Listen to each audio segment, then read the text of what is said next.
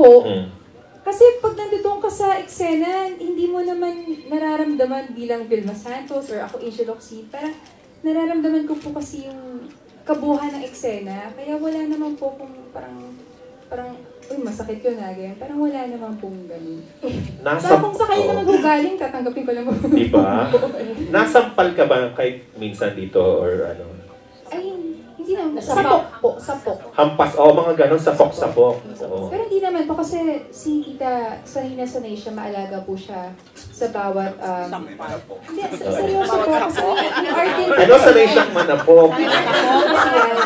Pag bago yung artista, walang control. But si tita, ang galing niya mag-control. Pero makikita mo pa rin sa mukha niya, saka sa katawan niya, na parang ang sakit-sakit, pero alagang-alaga po yun. At magsasabi pa nga siya, every after ng take, every cut po, na, oh, Shell, are you okay? O, pasensya ka na. Everything po yan. And even dun sa trailer, meron po kayo nakita na sinampal po ni tita.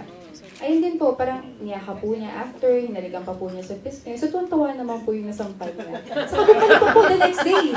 Pero sinampal, nasampal ni Ate B yun. 6 yun. Totoo